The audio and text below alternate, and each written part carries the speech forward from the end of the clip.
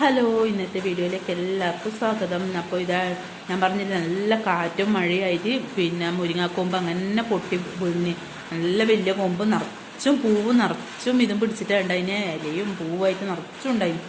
അങ്ങനെ പൊട്ടി വീണത് ഞാൻ അങ്ങനെ മേശപ്പിൽ കൊണ്ടുവച്ചിട്ടുണ്ട്. എന്നിട്ട് അതിൻ്റെ പൂവ് ഞാൻ വേറെ തന്നെ എടുത്ത് വെക്കും. ഇന്ന് പൂവും ഇലയും വേറെ തന്നെ എടുത്ത് വെക്കും. അങ്ങനെ പൂവ് എടുത്തിട്ട് ഉപ്പേരി വെക്കാമെന്ന് വെച്ചിട്ടാണ്. അങ്ങനെ പൂവ് ഈർന്ന് ഇടുവായിരുന്നു. പൂ ഇങ്ങനെ പൊട്ടിച്ചെന്നെ ഇടുവായിരുന്നു. എന്നിട്ട് പിന്നെ നമുക്ക് വൃത്തിയാക്കി എടുക്കാമല്ലോ. പൂ മാത്രം, പൂവും അതിൻ്റെ മുട്ടും മാത്രം. അങ്ങനെ ഇതാ പൂവെല്ലാം പിന്നെ എല്ലാം പറിച്ചുകൊണ്ട് ഇട്ടിട്ടുണ്ട്. ഇന്ന് അതിൻ്റെ അകത്ത് നിന്ന് അതിൻ്റെ പൂവും അതിൻ്റെ കമ്പെല്ലാം കളഞ്ഞിട്ട് പൂവും മുട്ടും മാത്രം എടുത്ത് വെക്കും. ഇതിനെ അങ്ങനെ ഇതാ പൂവും മുട്ടും മാത്രം ഇങ്ങനെ എടുത്ത് വെക്കും. നിറച്ചും പിടിച്ചാൽ ഞാൻ ഇതെന്ത് ചെയ്യും, പറിക്കാണ്ട് ഞാൻ സൂക്ഷിച്ച് വെക്കും. അതിൻ്റെ അകത്ത് കായ് പിടിക്കട്ട് പിന്നെ പറിക്കാന്നെല്ലാം വിചാരിച്ചിട്ട് അങ്ങനെ സൂക്ഷിച്ച് വെച്ച് ഇതായത് ആ കാറ്റിന് അങ്ങനെ പൊട്ടിപ്പോയി.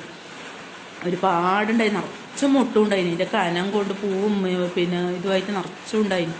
അങ്ങനെ അതങ്ങനെ പൊട്ടി പിന്നെ വീണു. അങ്ങനെ ഇതതിൻ്റെ കൊമ്പെല്ലാം കൊതുമ്പെല്ലാം ചെറിയ കമ്പുണ്ടാവില്ല, എല്ലാം കഴിച്ച് പൂവും മുട്ടും മാത്രം വേറെ വെക്കും.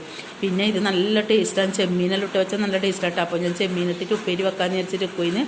അങ്ങനെയെല്ലാം കഴിഞ്ഞ് പിന്നെ എല്ലാം വൃത്തിയാക്കി അടുപ്പത്ത് വെക്കാൻ വേണ്ടി നോക്കുമായിരുന്നു. പൂവും അതിൻ്റെ അകത്ത് ലേശം വെള്ളം ഒഴിച്ച് ഉപ്പും മഞ്ഞൾപ്പൊടി ഇട്ടിട്ട് അടുപ്പത്ത് വെക്കട്ടെ. എന്നിട്ടാകുമ്പോൾ നമുക്ക് കാന്താരി മുളകും തേങ്ങയിലോട്ട് പിന്നെ ആക്കാം. അങ്ങനെ വേഗം വെന്ത് കിട്ടും. കാണുന്നില്ല, വേഗം ഒന്ന് പതക്ക് വേവ് ഉണ്ട്. അപ്പോഴത്തേക്ക് തന്നെ വെന്ത് കിട്ടും. വെള്ളം വറ്റി തുടങ്ങിയിട്ടുണ്ട്. അങ്ങനെ വറ്റിയിട്ടാകുമ്പോൾ നമുക്ക് തേങ്ങയിലോട്ട് എന്നിട്ടാകുമ്പോൾ ചെമ്മീനെല്ലാം വറുത്തിടാം. അങ്ങനെ പിന്നെ തേങ്ങയും വെളുത്തുള്ളിയും കാന്താരി മുളക് ഉണ്ടാവില്ലേ, അതും കൂടെ ചതച്ചിട്ട് എരിവായില്ലേ. അങ്ങനെ ചില ചെമ്മീൻ ഇതിനകത്ത് ഇങ്ങനെ വെക്കുമ്പോൾ തന്നെ ഇടും. ഞാൻ വറുത്തിടും. ഇതിന് വറുത്തിട്ടാലാണ് നല്ല ടേസ്റ്റ്. അങ്ങനെ ഇതാ ചെമ്മീനും വറുത്തിട്ടും നമ്മളെ അടിപൊളി ഉപ്പേരിയുടെ റെഡി ആയിട്ടുണ്ട്. നല്ല ടേസ്റ്റ് വന്നിട്ട് അതൊന്ന് നല്ല രസമാണ്.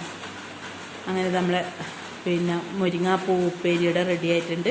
ഇഷ്ടപ്പെട്ട എല്ലാവരും ഒന്ന് ലൈക്ക് ചെയ്യണേ.